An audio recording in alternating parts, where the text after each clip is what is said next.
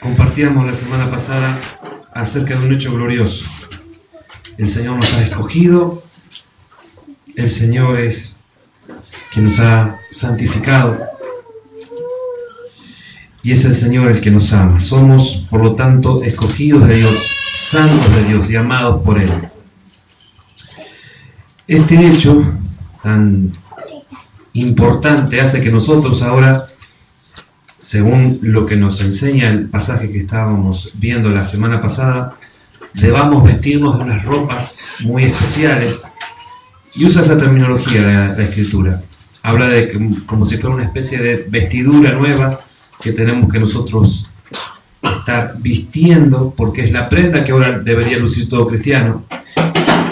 Y estas prendas de las cuales estuvimos hablando eran estas cosas: misericordia, benignidad, humildad, mansedumbre y paciencia, a la cual se le sumaba como una especie de cinto así que sostenía todo, el amor. Esto era lo que nos enseñaba este pasaje de Colosenses que compartíamos la semana pasada.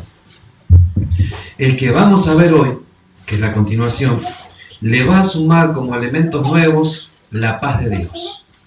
Le va a sumar aquella famosa palabra, que more la palabra justamente abundantemente en cada uno de nosotros, y va a hablar de la gratitud y de la centralidad de Cristo en la iglesia y en nuestras vidas, obviamente. Así que quisiera que podamos leer juntos este pasaje que se encuentra en Colosenses 3 y que va desde los versículos 15 al 17.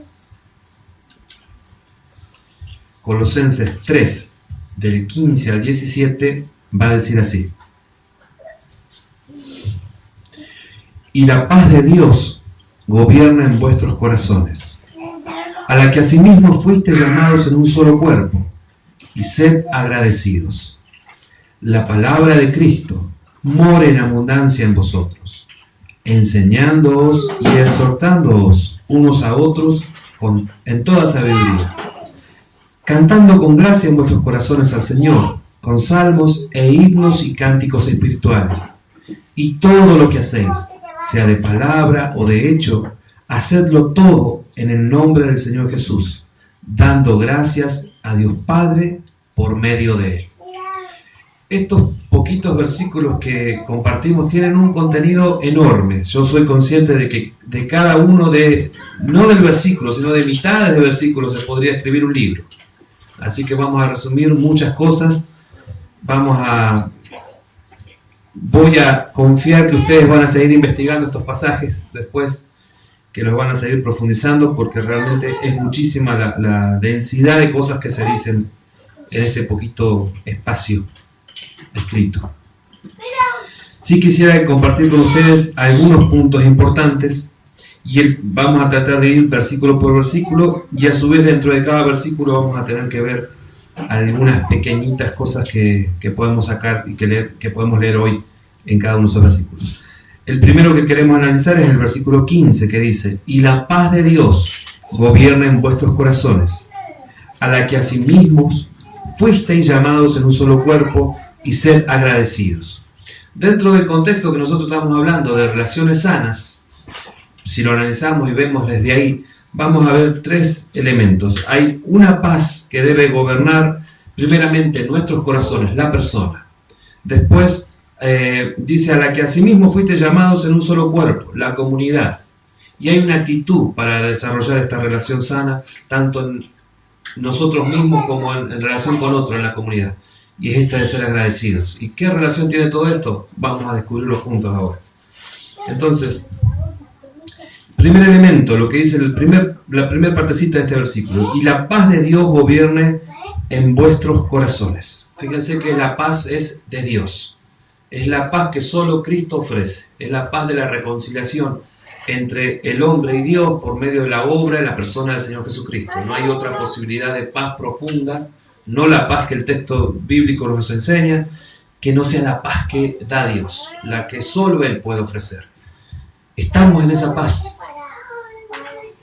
Paz de reconciliación, de ya no estar el pecado acusándonos y condenándonos, sino que en Cristo ahora estamos disfrutando de esta libertad, de ese poder del pecado, reconciliados con Dios.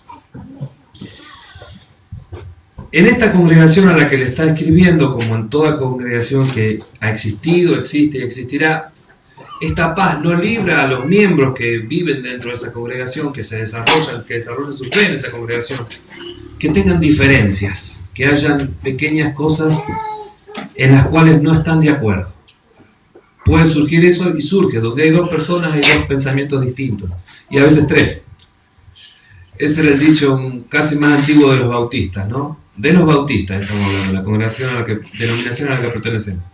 Donde hay dos bautistas hay tres pensamientos: el tuyo, el mío y el nuestro. ¿Sí? Entonces, en esta congregación, la congregación de los colosenses, ya de Colosas, también ocurrió un poco de esto.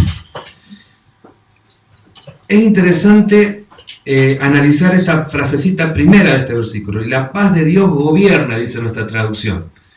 Una traducción más literal de esta palabra diría: y la paz de Dios arbitre. ¿Qué quiere decir arbitrar? El árbitro es una especie de juez que está mediando entre dos partes que tienen una diferencia, ¿no? Y entonces da a derecho, o sea, le otorga a la persona que él considere, de acuerdo a ciertas argumentaciones, que merece ser escuchado su reclamo como el más justo, el que tiene lugar a derecho, ¿no? El asunto es este: cuando en una congregación, y nos puede ocurrir que seamos la parte afectada nosotros, tengamos una diferencia con un hermano, ¿cuál debe ser la prioridad en todas las relaciones que establezcamos en la iglesia? Salvaguardar la unidad. Entonces la paz, cuando es como un árbitro, estamos priorizando aún por mis deseos personales, en cuestiones secundarias estamos hablando, no en doctrina fundamental, que ahí sí, si está corrido de lugar la doctrina fundamental, ni siquiera, no sé si podemos hablar de iglesia, esa es otra cosa, pero en cuestiones secundarias, muy secundarias. Supónganse que venga por alguna razón de trabajo, de lo que sea, comience a congregarse con nosotros una familia y la hermana de la familia diga: miren hermanos, yo me congrego pero uso velo para congregarme. ¿Qué vamos a hacer nosotros? ¿Le vamos a prohibir la entrada porque ella se va a congregar con velo? No. Venga hermano, congréguese con nosotros. Nosotros no usamos velo. Por favor, no nos juzgue a nosotros, porque nuestra conciencia nos dice que podemos congregarnos sin usar velo. Su conciencia le dice a usted que es necesario congregarse con velo. Bueno, vamos a respetar nosotros eso. Usted respete que nosotros no nos congreguemos con velo. Es una cuestión que está ligada a lo anterior. Es muy difícil este versículo desvincularlo de lo anterior. Dice el versículo del pedacito anterior, ¿no? Que cuando hay amor, todas las diferencias estas que puedan llegar a surgir en una congregación, uno las minimiza, porque pone primero salvaguardar la unidad. El amor que Cristo ha puesto en mí es mayor que las diferencias que podamos tener. Son todos elementos de estos que vamos a estar viendo para que la congregación crezca en unidad. De eso habla de eso trataría este elemento de la paz. Es paz con Dios que hay en mi corazón, y porque está en mi corazón la paz que Dios me ha dado, puedo tener paz con mi hermano. Si mi relación con Dios de alguna forma se enfría, ¿sí?, y no disfruto de esa paz con Dios, también lo traslado a mis relaciones. Es como un primer elemento donde se ve mi relación con Dios, cómo está mi relación con los demás.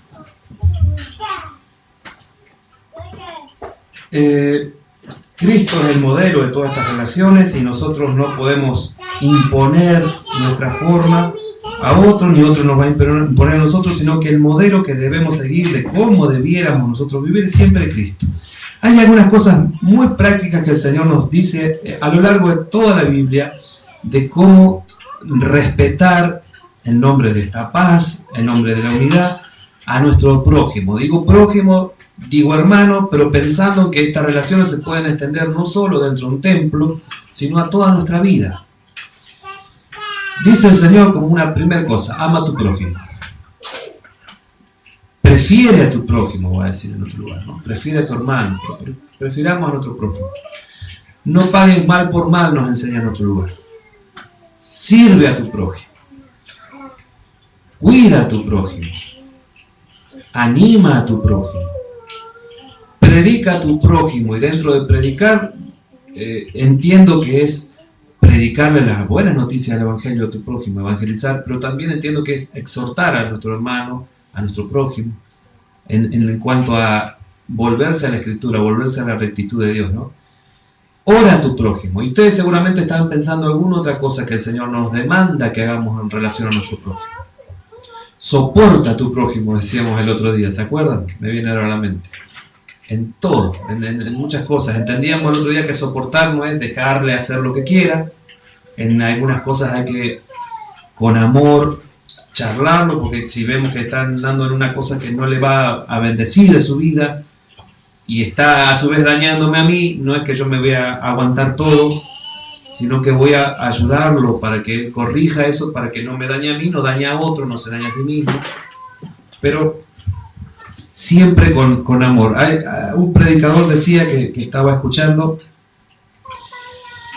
que la doctrina más sana, más bíblica, que la digamos desvinculada, lejos del amor, no edifica, no construye. Por más que sea lo más ortodoxo, lo más sano, lo más bíblico que digamos, si no está dicha con amor, no destruye y no edifica. Lamentablemente, y nosotros entendemos esto, que la marca característica de la iglesia debe ser el amor, y también debe ser la unidad, también debe ser la paz.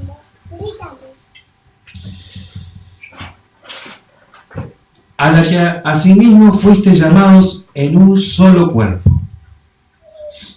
Cada uno de nosotros está llamado a vivir su cristianismo no de forma aislada, sino en relación con otros. Y es ahí, en relación con otro, al menos que uno tenga ya problemas graves y se lleve mal aún consigo mismo, pero la mayoría de nosotros, los problemas no surgen cuando estamos en relación con otro. Cuando yo quiero poner el culto a las 9 de la mañana, el otro le quiere poner a las 10 y el otro a las 11. Y el otro dice, ¿y por qué no lo hacemos a la tarde? Entonces, ahí no es un problema grave, no es un problema que no sea subsanable.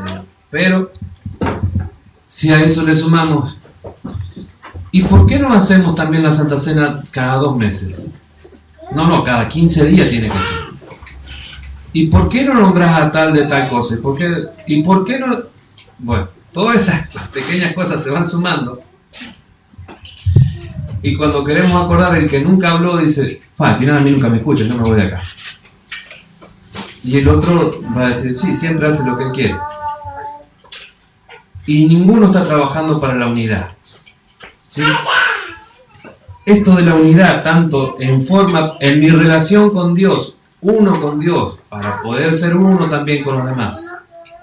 Soy uno acá en la congregación, es una la congregación, somos todos parte de esta unidad que es la iglesia. Aunque somos individuos donde el Señor tiene un trato personal con cada uno de nosotros, si nosotros vemos en la Biblia, es más la idea de relacionarse con comunidades. El Señor se relaciona con su iglesia, y la iglesia somos cada uno de nosotros.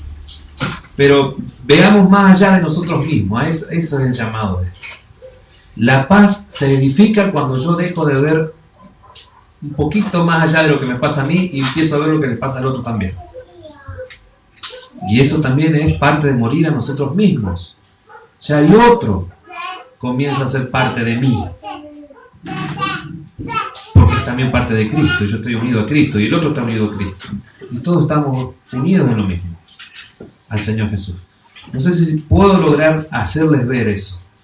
Pero bueno, no les dije que es lo que trato de hacerles ver, pero si lo puede decir de forma más clara, ¿no?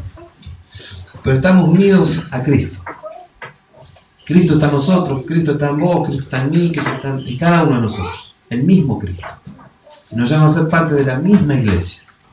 La iglesia es aquellos que están en una relación con el Señor, que han nacido de nuevo con Cristo. ¿Y es eso o no sos iglesia? Y todo aquel que haya creído en el Señor Jesucristo y está caminando en salvación con Él, es parte de la congregación que él llama iglesia, de su pueblo. ¿Y es eso o no? Entonces, todos estamos dentro de lo mismo, del mismo pueblo, somos parte del mismo pueblo, con las diferencias que podamos llegar a tener, teológicas, ideológicas muchas veces, de tradiciones, que a veces pesan más que pensar que somos una unidad con Cristo. Cada uno de nosotros, con el hermano que está, no sé, en Nueva Zelanda, en el medio de un bosque, haciendo un cachaca, no sé qué hacen allá, pero está creyendo en Cristo. Y que también puede que adore de una forma totalmente diferente, que se tira al suelo a adorar, qué sé yo. O sea, de una forma totalmente extraña para nuestra cultura y nuestra forma de ver cómo debiera ser la adoración. Porque nosotros sí tenemos la forma correcta de adorar. Pero ellos también. Y todas esas cosas entran a jugarnos en contra cuando hablamos de la unidad. Pero el llamado de Cristo es a ser pacificadores, a ver más allá de esas diferencias. ¿Sí? Si nosotros ponemos lo primero, lo central, lo esencial primero, y todo lo secundario comenzamos a verlo como secundario realmente. Estamos edificando para el cuerpo de Cristo, no estamos generando divisiones ni diferencias. Y hay una actitud para hacer todo esto. Y ser agradecidos. Y yo me puse a pensar, y no tuve que pensar tanto en realidad porque salta medio solo. ¿Cuál es la actitud que tendría alguien que es agradecido y cuál es la actitud que no tiene alguien que es no agradecido? ¿Y por qué eso repercute en la relación que tiene con los demás? ¿Y por qué eso termina repercutiendo en la unidad de la iglesia? En la paz de la iglesia. ¿Por qué? ¿Qué pasa? Aquella persona que no tiene paz cree que no tiene paz, que es desagradecido, sí, profundamente desagradecido, cree que hay como una especie de confabulación del universo para hacerle la vida imposible a él y para que él no tenga lo que merece, lo que él sabe que merece. Todas las personas que viven y las que vivirán están en contra de él para hacer, claro, fíjense la magnitud que adquiere todo, que todos es en contra mía. Soy tan importante que todos están en contra mía y todas las cosas que pasan y todo. No sé si lo logro irónicamente representar, pero hay un orgullo en esa persona. Hay una forma de creerse el centro del universo tan grande que todo, o mejor dicho, nada está a la altura de esa persona. No hay nada que le termine convenciendo, ni nunca ve lo esencial, si lo esencial de a poquito, aunque sea, se va desarrollando en la congregación. No, empieza a ver aquello que no está bien. Aquello que no está mal, que no está funcionando como él, según sus parámetros, debiera funcionar. Si son los parámetros bíblicos desde los cuales evaluamos algo y no está funcionando desde ahí, bueno, sí hay que hablar y corregirlo, porque evidentemente no está esa iglesia creciendo en Cristo. Pero si son en cuestiones secundarias, no sé qué puede llegar a ser, no se me ocurre en este momento, pero si en esas cuestiones secundarias yo no estoy de acuerdo con esto, no estoy de acuerdo con ello, con lo otro, no estoy de acuerdo que se haga esto, bueno, ¿quién tiene el problema en verdad? ¿Los demás o yo?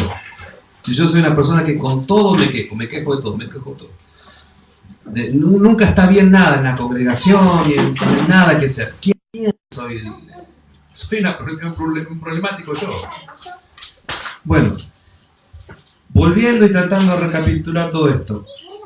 El primer paso para que podamos tener una paz en la congregación es que yo trabaje mi paz con Dios, mi paz con los demás, que yo me examine a mí mismo, qué elementos voy a traer yo a la congregación que por ahí no van a fomentar la paz, que no van a ser de unidad para los demás, porque si yo me examino y miro, no, yo quiero siempre, trato de imponerme él, que me hagan las tortas de esta forma. Entonces, bueno, voy a ver ese ejemplo. Y yo sé que voy a tener choque con tal persona si yo lo exijo que se haga así. Igual entonces no lo hago. Voy a bajar un cambio con eso, porque no va a fomentar la paz. Digo una tontería, pero no sé. Puede ser que yo descubra en el trato con mis hermanos que si hablo de tal doctrina voy a molestar a alguno. Y si no hablo de tal voy a molestar a otro. Y a propósito lo haga. Y no edifico así. Vamos a llegar al punto final después, donde vamos a ver que un elemento que define mi relación con Cristo es mi lengua, mi boca, mis palabras. Vamos a llegar a eso después. Es muy práctico toda esta parte de Colosenses. Entonces, viéndolo así, que hay una actitud para fomentar la unidad, la paz dentro de la congregación, y hay una que no. Alguien que es agradecido lo que hace es disfrutar cada día de todas las cosas que tiene y que sabe que no merece. Y nosotros, como hijos de Dios, tenemos miles de millones de riquezas en Cristo que merecemos o que no merecemos. No las merecemos, ninguna de ellas. A Cristo, que es el mayor tesoro, no lo merecemos. No lo merecemos. Y sin embargo, Él se nos da. El Padre nos lo da a ese tesoro que no habría forma de que lo mereciéramos. No habría ninguna manera que nosotros lográramos hacer algo para merecer. Entonces, todo lo que no merecemos debe ser un continuo motivo de gratitud en nuestras vidas. Pero así como no merecemos eso, tampoco merecemos la vida, tampoco merecemos miles de cosas. ¿Por qué hoy nos levantamos y estamos respirando y otras personas no? ¿Lo merecemos nosotros realmente a eso? Alguna persona hablaba de que, no cristiano incluso, de que ya con tener la posibilidad de tener una ducha caliente cuando lo quisiera era un motivo para estar feliz, porque más de la mitad de la gente que vive en este mundo no tiene esa posibilidad. Entonces eso era como una especie de haber alcanzado el éxito o de ser una persona que puede ser agradecida. Y nosotros damos por hecho, por sentado, montones de cosas que las tenemos. El hecho de que tengamos electricidad, de que tengamos, no sé, un ventilador en el verano, el hecho de que tengamos un plato de comida, la que sea, en nuestras mesas todos los días. Las damos como que las merecemos, que ya... y no las vivimos con gratitud acá en esta. Si nosotros mejoramos esto de la gratitud, fíjense cómo es la cadena lógica de esto. Si mejoramos el ser agradecidos, si encontramos más formas de ser agradecidos al Señor, si realmente examinamos nuestra vida y vemos que esas cosas no las merecemos, pero que las tenemos por gracia de Dios, si podemos crecer en eso, vamos a tener una actitud cada vez más agradecida, vamos a crecer en eso. Y se ve la gratitud en las vidas de las personas, como también se ve cuando una persona no es agradecida y se queja de todo. Eso que va a hacer, en definitiva, va a fomentar, si soy agradecido, fomento la paz y la unidad y el crecimiento de mi congregación. Hago de mi congregación una mejor congregación. Cada uno de nosotros hacemos eso, o no. O aporto para el otro lado, aporto mi granito para que se vaya desintegrando mi congregación. Somos importantes cada uno de nosotros en edificar nuestra congregación o en destruirla, porque es nuestra congregación. En nuestra congregación está nuestra vida. Nosotros estamos ahí adentro. Es nuestra vida la que está acá adentro. Cristo está formando su vida en nosotros. Pero muchas veces con estas actitudes deja de formarse. Frenamos el crecimiento de Cristo y el reflejo de Cristo en nosotros hacia los demás.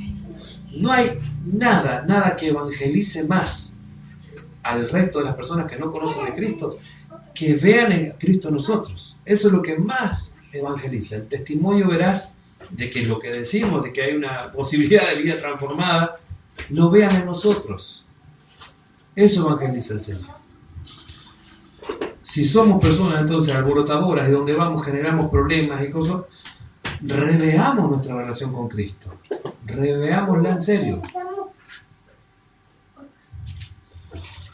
Reveamos cómo somos agradecidos con el Señor por todas las cosas que no merecemos y que Él nos da.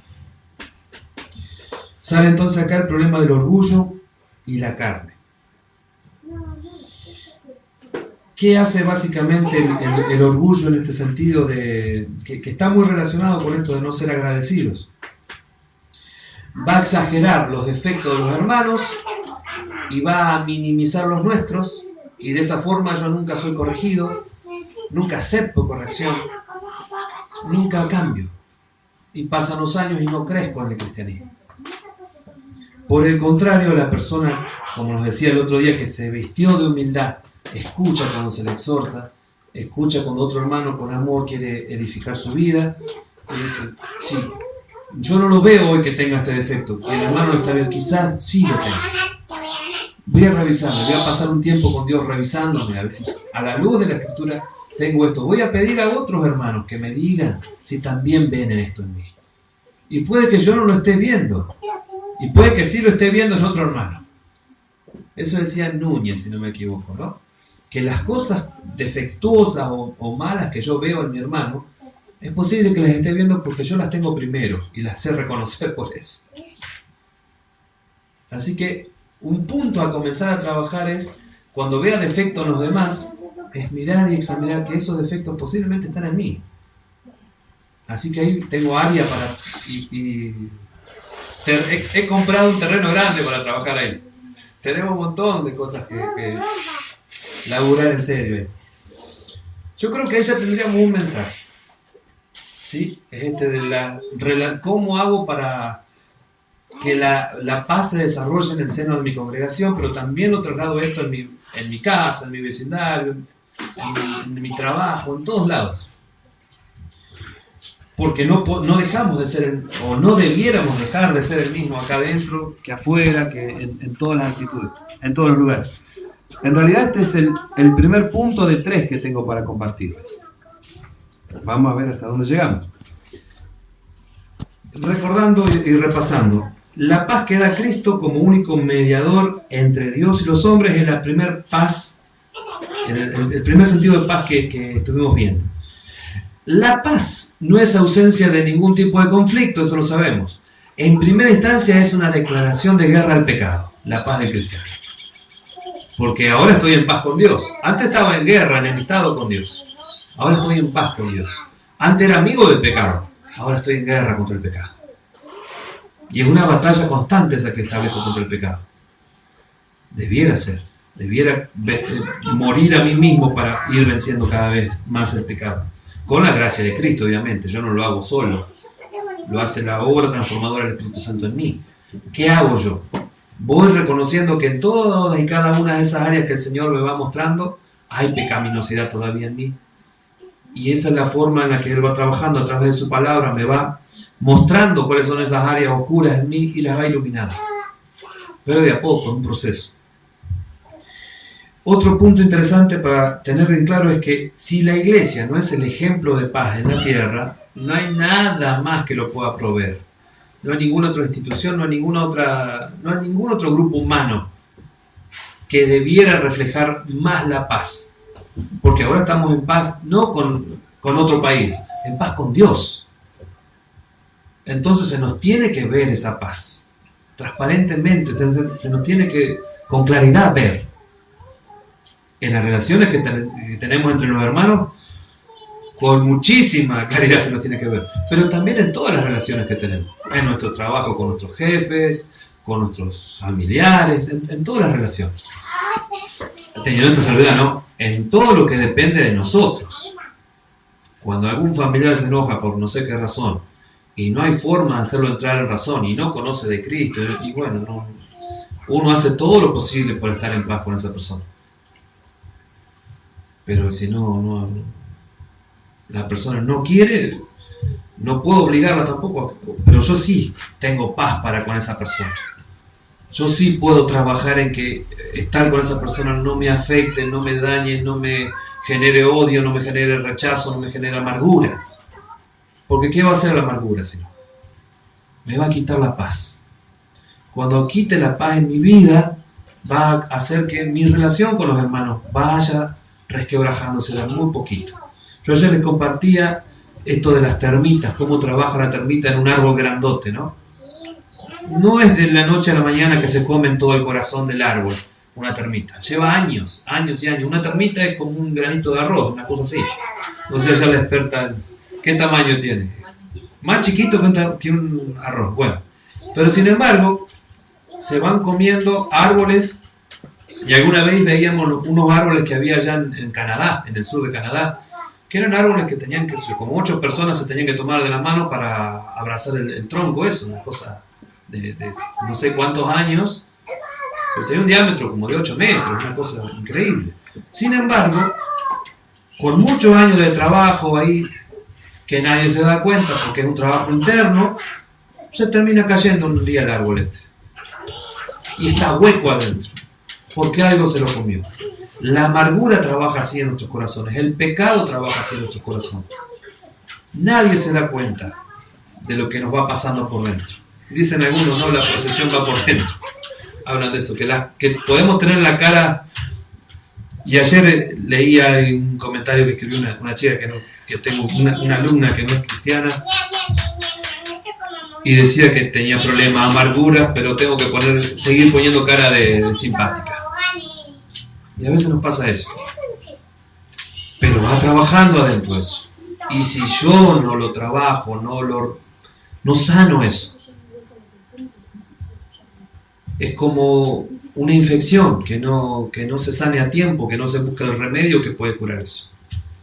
Cristo es nuestro remedio para curar, para sanar esas heridas que están ahí. Porque lamentablemente no sé si ustedes vieron otra solución a eso, pero todos los casos que ha habido así de infecciones que no se han tratado, no terminan mal. Y todo cristiano que no luchó con su pecado, en algún momento ese pecado crece tanto que lo alcanza. No es asustar a nadie esto, es tomar conciencia de la potencia que tiene el pecado cuando se lo deja hacer libremente y no se lo combate con la ayuda del Señor Jesucristo. Y hablando de esto, de que después va a generar en nosotros, va a hacer de nosotros personas no pacificadoras, que destruyan las relaciones con los hermanos y primeramente con Dios, ¿no? Después con los hermanos, que pueda hacer de nosotros personas que no edifiquen en realidad. El segundo versículo, que es el versículo 16, dice: la palabra de Cristo mora en abundancia en vosotros, enseñándoos y exhortándoos unos a otros en toda sabiduría, cantando con gracia en vuestros corazones al Señor, con salmos e himnos y cánticos espirituales. ¿Cuándo sé yo que la palabra mora en mi corazón? Pregunto, cuando me la memoricé toda, la puedo citar en todas las versiones que hay, cuando sé todas las palabras ahí, los trasfondos de cada palabra, y puedo explicarle a todo el mundo qué quiere decir esta palabra acá, y cuando está... pero si la tradujéramos así sería esto. Ahí puedo hablar de que la palabra mora en mí. ¿O cuándo puedo hablar que la palabra mora en mí? Cuando me vienen problemas y puedo citar versículos. No está mal nada de eso, ¿no? Pero es más profundo. Es cuando vivo la palabra. La palabra se hizo parte mía.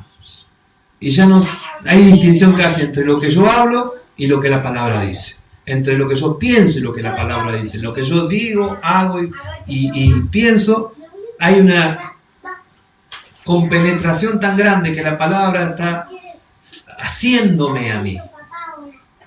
Mi ser está siendo transformado. Hay una realidad muy linda.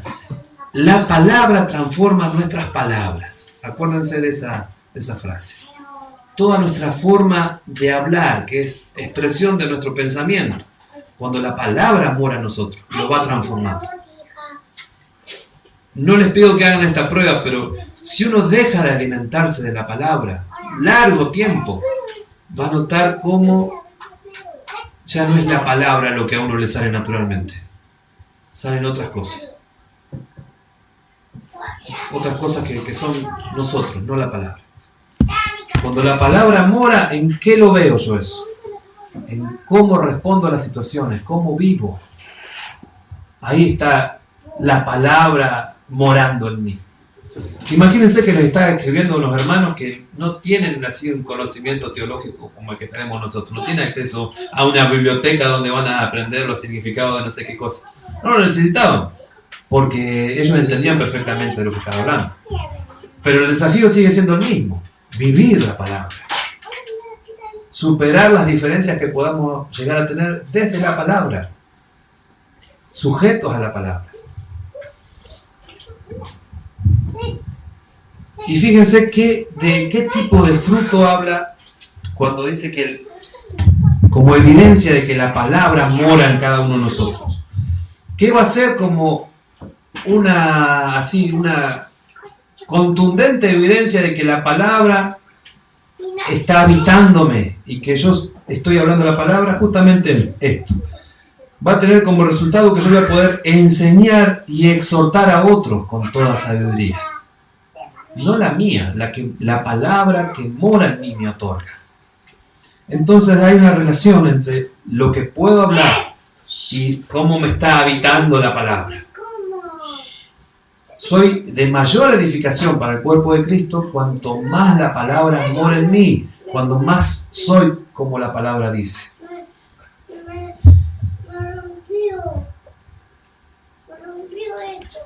El otro puntito es cantando con gracia en vuestros corazones al Señor con salmos e himnos y cánticos espirituales. La palabra también hace que en mí nazca la adoración. Un adorador, y estamos llamados todos a adorar a Dios, a dar gloria al Señor, no es acá dentro del templo solamente, es en cada instante, en cada momento y en cada circunstancia de la vida. Es cuando el Señor resucita y todos dan gloria a Él, o cuando sana a un enfermo, por ejemplo el paralítico, y glorifican al Señor de cómo Él lo sanó.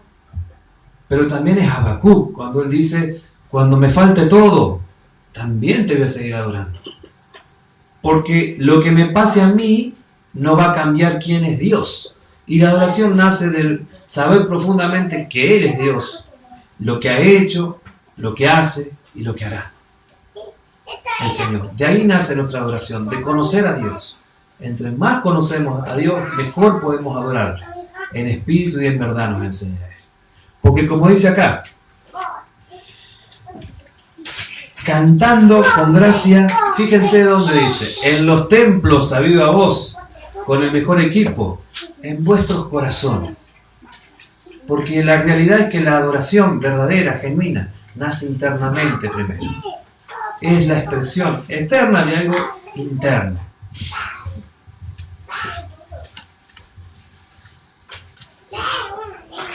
Y ya concluyendo, aunque hay muchísimos puntos más para ver, pero vamos a concluir. Todo esto, dice el Señor, y todo lo que hacéis, adorar, exhortar, edificar, poner primero al otro, servir, todas estas cosas que estuvimos hablando, sea de palabra o sea de hecho, hacedlo todo en el nombre del Señor Jesús. Una vez más, dando gracias a Dios Padre por medio de Él. Otra vez la gratitud aparece ahora, ¿no? Pero, ¿a qué nos lleva este pasaje? A que todo lo que ocurre dentro de la congregación tiene como eje, tiene como centro, tiene como base a Cristo. Eso, Cristo hace de una iglesia una iglesia. Si no está Cristo y la palabra que hable de Cristo, no hay iglesia. Pero estando Cristo, que es la roca, y la palabra que Él ha hablado, que nos ha transmitido por sus discípulos y sus profetas, nuestras vidas pueden ser edificadas. Paz, palabra y centralidad de Cristo, le había puesto yo a esto que quería compartirles. Entendiendo esta idea nueva de paz que quería compartir con ustedes, uno piensa, ¿no? ¿Qué actitudes tendré? ¿Qué estaré haciendo que promueve la paz y qué no estará promoviendo la paz en mi vida para con mis hermanos? ¿Tengo la actitud de gratitud que edifica mi iglesia o todavía no? ¿Y cuánto de la palabra de Dios se ve en mi vida? ¿Y cuánto de palabra que puedo hablar yo porque lo escuché de otro, porque lo leí de otro, porque no sé? Porque sé que es lo políticamente correcto para decir dentro de una congregación. ¿Cuánto genuinamente de la palabra, sin que yo tenga que ponerme en plan de que me salga, porque, ahí viene un hermano, me voy a poner ahora modo cristiano. Así que aprieto el botón y estoy en modo cristiano y me empiezan a salir las actitudes de un cristiano. ¿Cuánto genuinamente me sale sin que yo tenga que hacer esfuerzos? O sea, ¿cuánto ya es natural en mí de la palabra? ¿Cuánto adquirí? ¿Cuánto es naturaleza nueva de la palabra en mí? ¿Y cuánto no? ¿En qué trabajo ahora? ¿Qué paso sigue ahora? ¿Cómo crezco ahora? Ya tengo de esta 100% que es mi vida, un 0,1 mora la palabra. ¿Y el resto cómo lo trabajo? Qué desafío increíble que es esto. Cuando vamos conociendo que no es solo congregarse en el lugar adecuado, ser cristiano. Cuando no es solo leer la traducción tal de la Biblia. Cuando no se trata de conocer 2 palabras ahí, de qué significan 2 palabras. Sino que el desafío es profundo. Es una relación con una persona que es Dios.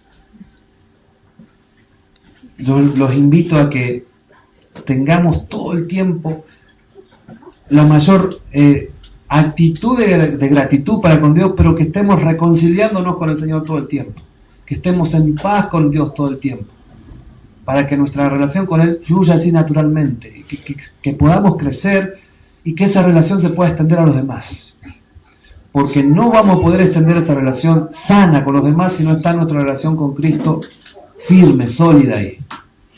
Y revisemos las termitas de que hay, que en toda vida cristiana hay todavía. Esos huequitos por donde se filtra el pecado, revisémoslo, hermano. Revisémoslo, estemos en paz con Dios. Que la palabra sea la lupa que nos aumente, que nos haga ver con claridad los insectitos esos que pueden dañar nuestra vida, y que con gratitud podamos y con gozo podamos bendecir, edificar a través de nuestras palabras, acciones y aún pensamientos. Quiero cerrar con esto nada más. Una de las cosas que les mencionaba hoy que podemos hacer en relación a nuestro prójimo y que el Señor nos manda hacer en relación a nuestro prójimo. Ama a tu prójimo, prefiere a tu prójimo, sirve a tu prójimo, cuida a tu prójimo, anima a tu prójimo, predícale a tu prójimo, ora por tu prójimo. Podemos sumarle, perdona a tu prójimo. Y podemos sumarle, pídele perdón a tu prójimo. Te damos gracias, Señor, por hablarnos de las relaciones una vez más, Señor. Primero, la relación con vos, Señor. Ayúdanos, Señor, a nunca, Señor, permitir que nuestra relación por ningún motivo, ninguna circunstancia se enfríe, Señor, con vos. Que podamos mantenernos, Señor, en el contacto adecuado, en la relación adecuada, Señor, vivos con vos, Señor, bebiendo tu agua viva todo el tiempo, Padre. Señor, que si hay algo que nos impidió tener esta relación, que podamos arrepentirnos, Señor, ahora. Danos la convicción de pecado para hacerlo, Señor, y que podamos ser libres de eso para continuar nuestro caminar con vos, libres, Señor. Padre Santo, rogamos que cada vez nuestras relaciones personales, Señor, dentro de esta congregación vayan creciendo y mejorando y produciendo un mejor fruto agradable, Señor, para evangelizar con mayor solvencia también, Señor. Padre Santo, tú nos demandas que así debe ser nuestra vida, reflejando tu paz también, Señor. Padre, queremos que tu palabra more en verdad en nosotros, Señor. Necesitamos que así sea. No solo para edificarnos a nosotros, Señor, sino también para edificar a los demás, Señor. Para exhortar, pero también para consolar y para animar, Señor, desde tu palabra. Ayúdanos, Señor, que sea parte de nuestra naturaleza tu palabra, Señor. Ayúdanos, Señor. Y queremos, Señor, que no sea solo el centro de esta iglesia, sino el centro de nuestra vida, Padre Santo, el centro de todo lo que hacemos, el centro de todo lo que amamos, el centro de todo lo que deseamos, Señor. Que vos lo constituyas, Señor, que vos lo seas, Señor. Siempre, todo el tiempo. Ayúdanos, Señor Jesús.